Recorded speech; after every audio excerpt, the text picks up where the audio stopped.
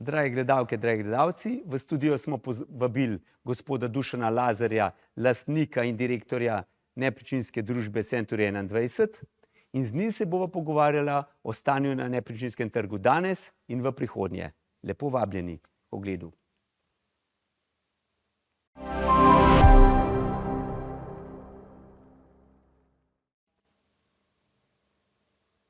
Drage gledalke, dragi gledalci, lepo pozdravljeni v oddaji Moj dom. Nadaljujemo oddajo iz prejšnjega tedna. Z mano je gospod Dušan Lazar, lastnik in direktor nepremičninske družbe Century 21 in seveda tudi imetnik franšize Century 21. Tako da danes bi jaz vas prvo, Dušan, vprašal, kaj je franšiza, kaj je to Century 21, kako to deluje? Ja, torej Century 21 je prva in najstarejša franšiza v nepremičninskem svetu na svetu. Mi smo prvo franšizo, so prodali prvo franšizo leta 1951, tako da smo res že stari koliko, 74 let. Zdaj, sama franšiza kako deluje? Torej, nepremičninski trg se je najprej razvil na podoben način, ki je danes v Sloveniji, v Ameriki, že takoj v začetku prejšnjega stoletja. In Century je dosti hitro ratal kar močna nepremičninska družba in so ta model klasične nepremičninske agencije, ki ga danes poznamo, takrat že zelo dobro razvili v 50 letih prejšnjega stoletja in začeli so z širitvijo na kanadski trg. Torej v Kanadi je bila prodana prva franšiza, ki še danes stoji na istem mestu in dobro obratuje. In malo potem se je začela širitev v cel svet. Tako da mi smo zdaj v Sloveniji nosilci franšize, master franšize za Slovenijo in Hrvaško. Torej, naloga mene kot lastnika te franšize je poiskati kvalitetne, dobre nepremičninske agencije ali pa podjetnike, začetnike, nepremičninske agente, ki bi jih ta posel zanimal in njim omogočati nakup te franšize za neko območje. Torej, ponovadi so ta območja pisarna pa radius recimo 10 km okoli te pisarne, to pokriva neka lokalna enota, temu rečemo mi Century 21 franšizna enota. Trenutno jih imamo po Sloveniji 12, glih te dni odpiramo našo 13. enoto, tako da smo zdaj mi, tako generalno je cela Slovenija po teh večjih krajih pokrita. Iščemo pa še meri vsaj še enkrat toliko novih franšizojemalcev po vsej Sloveniji v manjših krajih.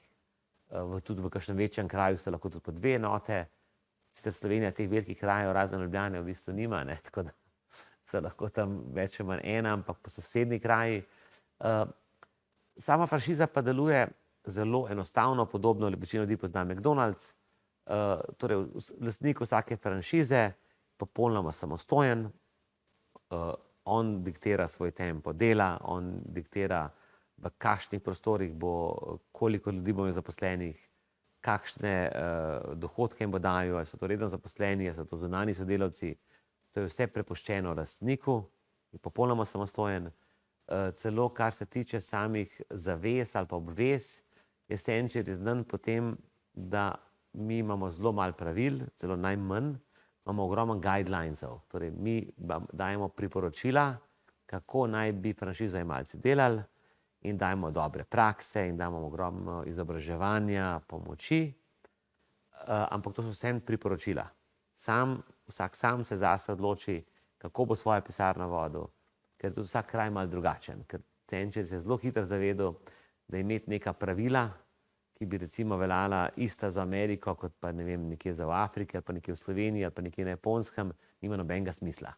Vsak sam za svoj kraj ve, kaj je najboljše. In tudi v eni majhni Sloveniji, kot midva veva, so razlike med kraji ogromni. To pomeni, da če mi prodajemo nepremičnino v Ljubljani, je čisto drugače kot pa tebi na Gorenjskem ali pa v Prekmurju. Ali pa Štajerskem. Pa na Štajerskem. Tako da te razlike so, povsod so, in zaradi tega damo mi ogromno samostojnost našim franšiznim enotam, da sami vodijo svoj sistem, tudi sami iščejo nepremičninske posrednike. Nepremičninski posredniki se pa javljajo nam kot master franšizi, z željo, v kateri enoti bi delal, ali se pa javljajo direktno franšiznim enotam, pa se sami dogovarjajo in tudi nepremičninski posredniki pri nas imajo ogromno svobodo. To je spet razlika od drugih, tudi od franšizne enote do nepremičninskega posrednika velja isto razmerje. Posrednik je več ali manj popolnoma samostojen, neodvisen, sam si določa svoj urnik, sam se odloči, koliko časa bo delal ali pa ne delal, koliko dolg dopust bo imel. Mi kot pa lastniki franšiznih enot damo pa tem agentom samo spet guidelines, torej priporočila, znanja, izobraževanja, jim dajemo veliko priložnosti, nepremičnin, ampak on je spet tista oseba, ki se odloča, koliko jih bo sprejel, koliko nepremičnin lahko naenkrat posreduje, ne. In to so spet nekje te glavne prednosti Centuryja in tudi verjetno glavni razlog, zakaj se Century najhitrejše širi po vsem svetu. Torej, kjerkoli je praktično Century prišel, skoraj v vsaki državi, zelo hitro, ponovadi v manj kot 10 letih, so že največja nepremičninska družba, če gledamo kot celota. Torej, kot celota v smislu, koliko imamo pisarn v neki državi, koliko imamo poslovalnic, koliko smo prisotni na trgu po številu nepremičnin in po številu nepremičninskih posrednikov. Je pa res, da smo mi, kot Century enote, smo primarno nepremičninski posredniki. Mi se v principu ne ukvarjamo z gradbenimi projekti, mi nismo investitorji, so tudi določeni naši franšizojemalci ali pa posredniki, lahko logično tudi investitorji ali pa gradbinci, ampak to imajo ponovadi zmeraj na svoji ločeni firmi ali pa ločenem podjetju in te stvari se pri nas ne križajo, kar je spet prednost Centuryja. Torej, ti izdelki se nanaša na posredovanje, se res trudimo biti najboljši, najbolj strokovni nepremičninski posredniki ali pa nepremičninska agencija. Pa še mogoče zadnja stvar, ki je pomemben, da se razume, zakaj je dobro delati za neko franšizo, ker pri nas je ogromno sistemov preverjanja v smislu, da hočemo res najboljšo kvaliteto, tako za kupca kot prodajalca ali pa najemnika, najemodajalca, kot za agenta, kot za naše stranke. Torej, že sam agent mora biti strokoven, nad agentom je ipak lastnik franšizne enote, ki se trudi in ga nadzira, nad njim smo mi kot lastniki master franšize, nad nami je pač neka oseba, ki vodi za Century evropski trg, pa azijski trg, kjer spet preverja, da smo res kvalitetni, nad nami je še, bom rekel, lastnik ali pa direktor Century 21 v Ameriki, nad njim je pa še nek sklad, ki ima 4-5 nepremičninskih družb v Ameriki in vsi si pomagamo. Tukaj ni, da smo en na drugim v smislu, da pač ukazuješ nekomu, ampak smo res vsi tukaj, da do zadnjega, torej v liniji kupca, prodajalca, jim res nudimo maksimalno dobro, kvalitetno storitev v zadovoljstvo vseh. To je neki ključ te našega franšiznega sistema. Glede, vemo, da je v Ameriki nepremičninski trg razvit veliko bolj kot pri nas. Zdaj, tudi drugačen, kot sem rekel, vsak, tudi regijsko se drugače to obnaša, tudi kako se dela, ampak sigurno imajo pa kakšne dobre zadeve, naprimer, žena je to, da ni tega dvojnega posredovanja, se pravi, da dejansko v Ameriki ima kupec svojega agenta, prodajalec svojega agenta in potem se agenta med sabo gresta in pogajata za ceno. Kar bi tudi mi želeli mogoče v Sloveniji, da bi se nekako tako, ampak trenutno to ne zaživi. Ampak mogoče pa to ne bi bilo slabo, začeti počasi to vpeljati. Tako se mi to uvajamo, kakor lahko. Spet to je pač neko priporočilo. Tudi to je veliko boljše za in kupca in prodajalca. Da se točno ve, da je interes agenta ali je ta agent na strani prodajalca, na kupca. Tega dobro imeti dva agenta. Ena je dobro imeti dva agenta, da imaš res ti svojega osebnega svetovalca. Dva je, ker se bo ta skupaj res lahko pogodila za pač pravilno, pošteno ceno. Tri je pa varnost posla. To mi da sama veva. Če je en agent pokriva oba dva, lahko zaradi sklenitev tega posla, kdaj pa kdaj, kakšna stvar ni toliko pedanten, kot bi bil, če bi res delal samo za eno stran. Zdaj, pri nas zakon določa, da pač moraš delati z obe strani enako. Tudi smo mi, imamo, gledalci ne vejo, imamo zelo močno, visoko vsi zavarovalno polico. Torej, če agent naredi že najmanjšo napako, ki oškoduje kjerkoli stran, je zavarovan za to, pač zavarovalnica mora plačati, on mora plačati. Iz tega vidika je zakon dober pri nas, krije dobre stranke, ampak če bi hotel imeti še nadgradnjo tega, da bi bilo to res perfekten sistem, bi tukaj lahko se bolj zgledovali po ameriškem vzoru. Ker ne more vsak vse delati. Pri nas bi kar vsi bili in mehaniki, in zidarji, in vrtnarji, in kuharji, in še v službo bi hodili, in še ne vem kaj, ampak pa nobena stvar ni res dobra. Dobra praksa Amerike je, da tam večina ljudi dela eno stvar in to res kvalitetno. Torej je cilj res vrhunska kvaliteta, strokovnost. Ne? In tukaj je še nekaj lufta. Dušan, predlagam, da to zanimivo temo nadaljujeva po najnem odmoru. Dragi gledalci, se vidimo čez nekaj minut.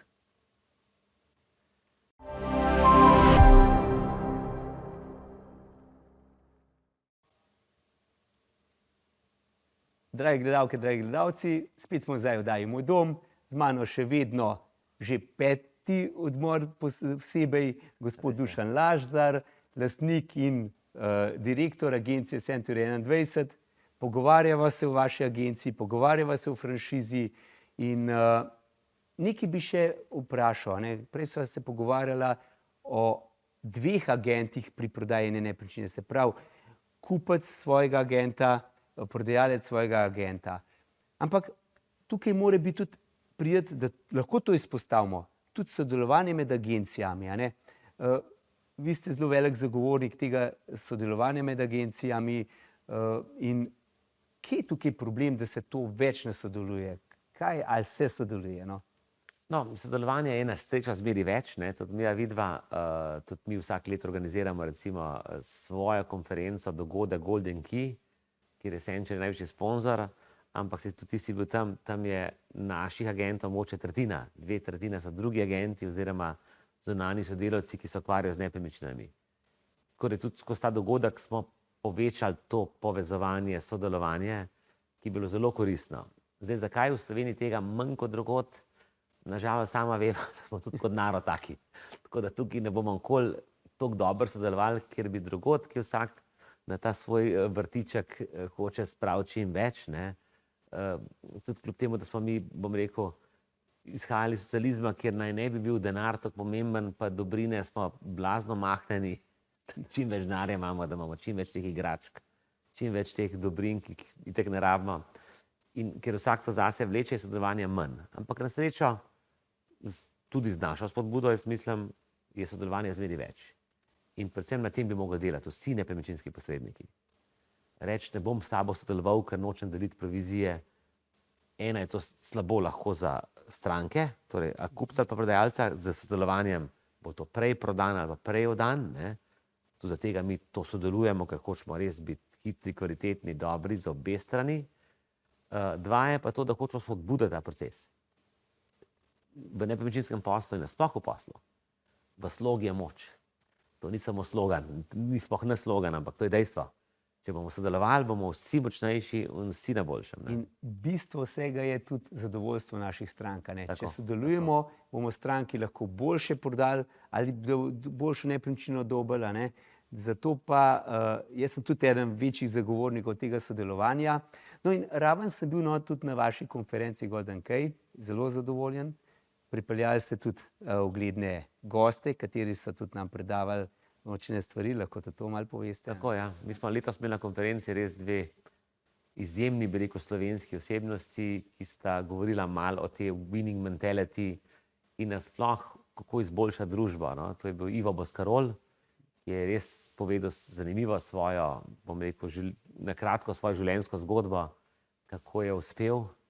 In tudi zakaj je uspel, nadaljevala je pa to Sara Isakovič, naša plavalka, olimpika, ki je pa se bolj iz njenega poklica, kot psihologinja, se tega še malo bolj lotila, kako to dosegati. In seveda oba sta poudarjala in sodelovanje, in strokovnost, in to, da je treba uživati v svojem poklicu oziroma v svojem delu, v tem, kar delaš. Oba sta uživala, še danes uživata. Tako da ja, je bilo res zanimivo oba poslušati, in v tem stilu bomo tudi nadaljevali, ne samo zaradi dogodka, ampak tudi zaradi sodelovanja. Naj mogoče še omenim, da Golden Key mi vsako leto organiziramo tudi na Hrvaškem. Letos bo, mislim, da 13. novembra v Zagrebu. Tam bo pa naš glavni govorec na podobno temo, kot smo imeli v Ljubljani, Ivica Koselič. Torej njihov glavni as v smučanju, celo smučarska zvezda svetovna, je tudi vse živo dal čez, da je dosegel svoje velike uspehe. Tako da tudi že zdaj vabimo vse, ki jih to zanima, vabljeni v Zagreb, 13. november. 13. november. V Zagrebu. Bom tako rekel, ena misel, oziroma ena izjava gospoda Boscarola je meni ostala v spominu, ko ga je ena od strank vprašala, zakaj še vedno vztraja in živi v Sloveniji, ki je odgovoril, točno. Odgovor je enostaven, isto bi jaz odgovoril, ker je tukaj najlepše. In to je dobro, da se sploh te naši, bom rekel, največji ljudje, ki so več uspeli, pa ki imajo mogoče največ denarja, zavedajo tega. On se sploh, najlepši v Sloveniji. On mislim, da je podobno kot recimo Warren Buffett, še zmeraj živi v isti hiši, kot je živel, ko je štartal. Se ni potrebno imeti neke gradove. Že to, da smo tukaj, je lepo. To, da imaš tukaj samostojno hišo v Sloveniji, je lepo. Vse več pa šok ne rabi. Da dihaš ta svež zrak, da greš ven, da piješ čisto vodo, da dejansko čisto vodo. Tako, on je to zaten podarek imel, kot prnik je pa res, še toliko več, ta zrak čist, voda, narava je pa tam v njegovih koncih, še toliko bolj pride do izraza. Ne bom rekel, da hvala takrat za povabilo, zato tudi jaz se lahko zahvalim še javno in je bilo res zanimivo. Mislim, si bom zapomnil datum 13. november, Zagreb. Tako. Ampak je zanimivo, pa je bila tudi okrogla miza, kjer so sodelovali prav vsi posredniki iz Slovenije. Praktično ste pokrili dejansko vse regije, kjer se je ogromno govorilo o stanju na trgu, tudi kaj se pričakuje, kaj drugi pričakujejo. Vidimo, da je po regijah kar malo različno. Naprimer, jaz prihajam iz Gorenjske regije, kjer je res primanjkljaj stanovanj, kjer imamo ogromno priseljencev novih, in te stvari so potrebe ogromne, gradi se ne toliko, čeprav so obljube velike. Ampak dajva reči, preden bova vse skupaj zaključila, kaj se pa pričakuje, rečemo, v Sloveniji v prihodnje? Ja, torej trg, kot sva že prej omenjala, je zdaj trenutno stabilen, cene rastejo počasi, ampak rastejo. Torej letos je moja osebna ocena, da bodo cene zrasle nekje okoli 6 do 7%, malo manj kot lani, ko so rasle od 8 do 10. Drugo leto jaz ocenjujem, da je približno isto kot letos, kar se rasti tiče. Zdaj, dinamika v gradbeništvu tudi vidva ni taka, kot bi si mi želeli. Zdaj tukaj lahko še se nekaj naredi do konca leta in tudi se obljublja, da se bo nekaj naredili, upimo, da se bo naredili.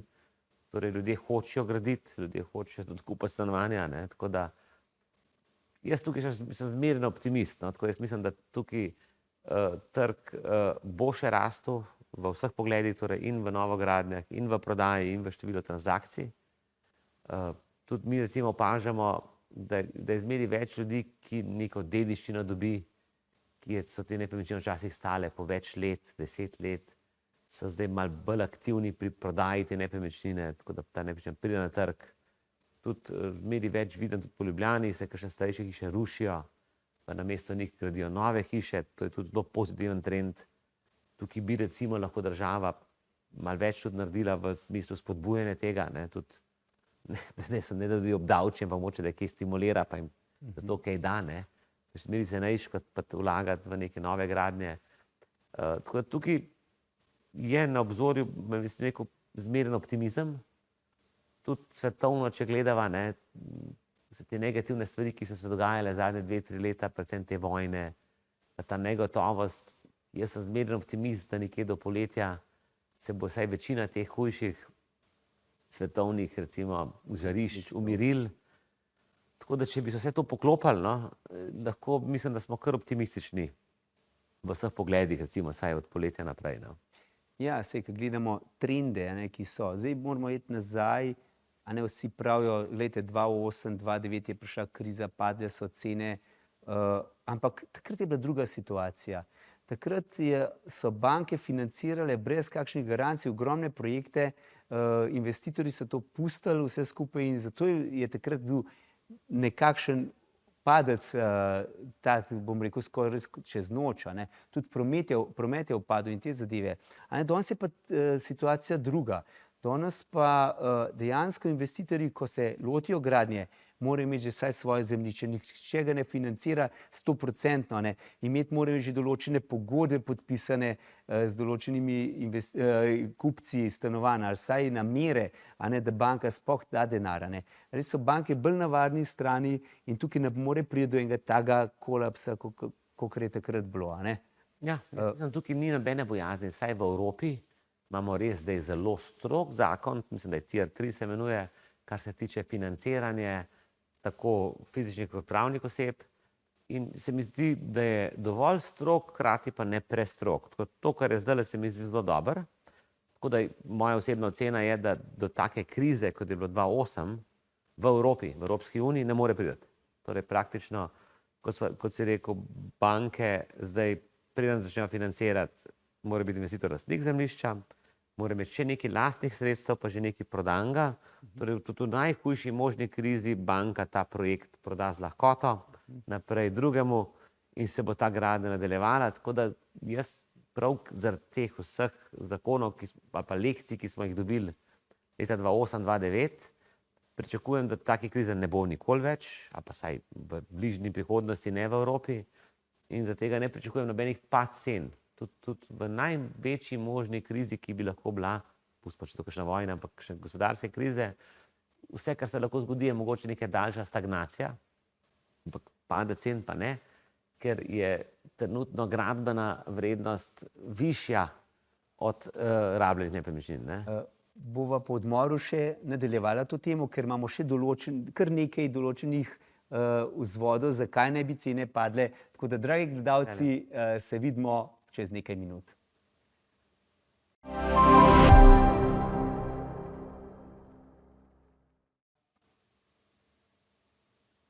Dragi gledalke, dragi gledalci, spet smo zdaj v oddaji Moj dom. Danes se pogovarjamo z gospodom Dušanom Lazarjem o nepremičninskem trgu v Sloveniji in na Hrvaškem.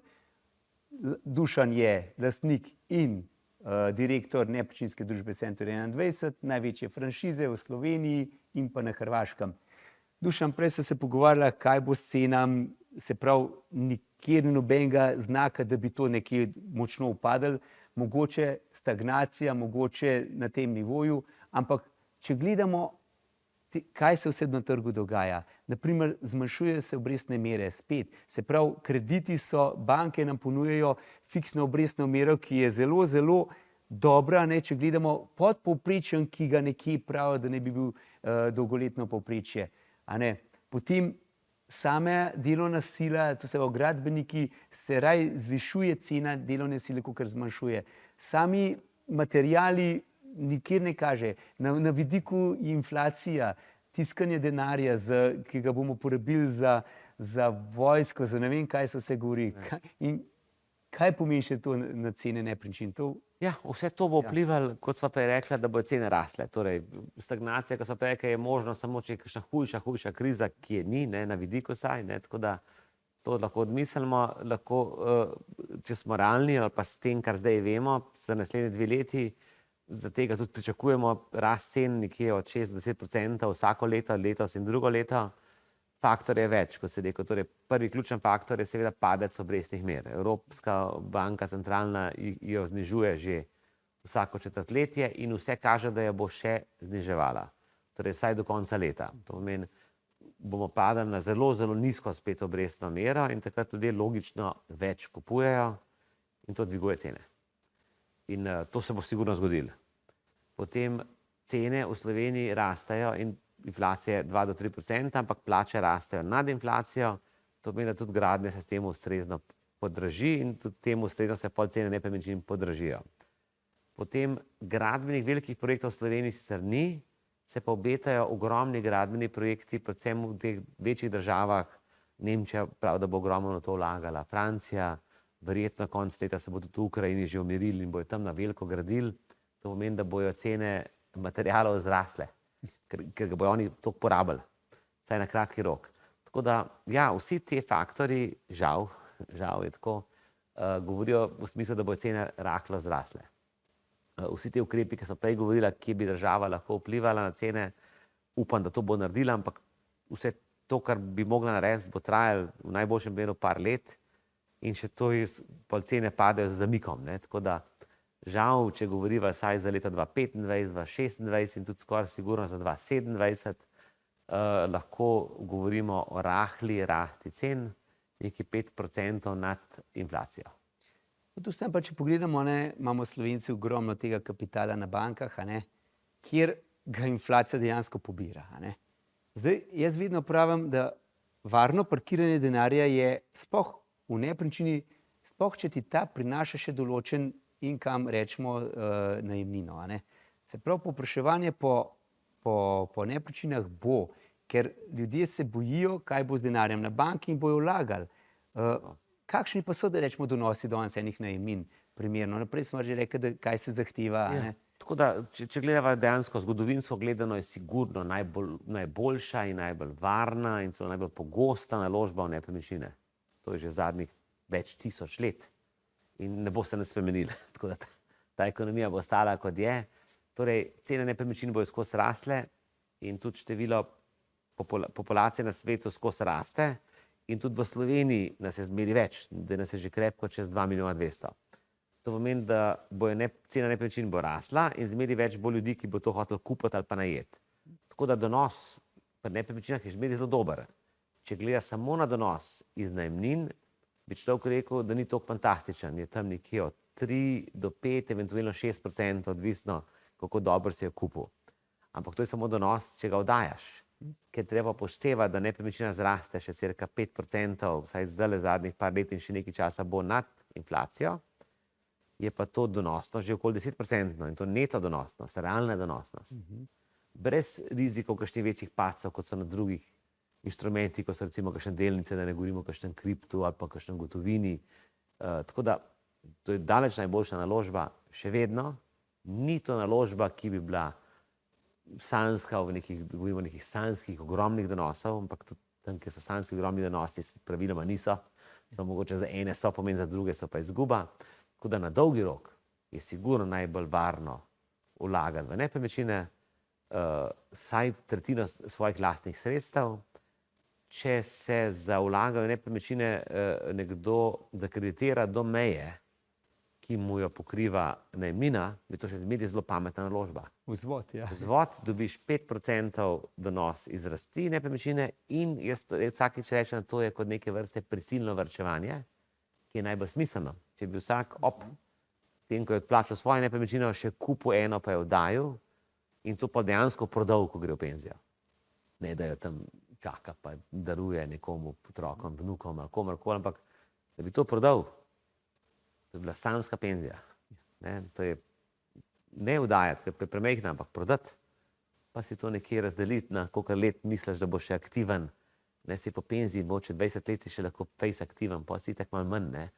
Če razdelimo na poprečno hišo ali pa stanovanje v Sloveniji na teh 20 let ali pa 10 let, to je sanjska penzija in celo bi rekel, da je to boljša naložba, kot vlagati v sklade ali pa v delnice in podobno, ampak kot sem rekel, jaz zagovarjam tretjino v nepremičnine, stare 2/3, kamor si oseba želi, ampak je vlaganje nepremičnine sigurno najbolj varna, 100% praktično varna naložba. Ja, ker nekaj moramo vedeti, mi smo omejeni na naši zemlji. Tukaj je zemljišč, lahko gremo samo še v višino, v širino, nič več. Tudi evropske direktive so, mislim, da tako sem nekaj slišal, 2050 ničelna zazidljivost, se pravi, nič več novih sprememb namennosti. Vse bomo mogli izkoristiti, kar je. Se pravi, dejansko pravite, da to je dobra naložba. Sigurno. Vsaj tretjino svojega denarja. Vse to so, mislim, že stari židje, kdo so to nekaj imeli to strategijo, ne vem, vrednost, ne, mislim, denar, zlatne kovine in pa nepremičnine. Seveda, tukaj bo mogla tudi država majčkeno spodbuditi ta vlaganja, raven s tem, kaj bi bilo, če bi zmanjšali davek na najemnino, bi spodbudili, da bi ljudje ta sredstva, ki jih imajo na bank, dala v življenje. Tako. Točno to.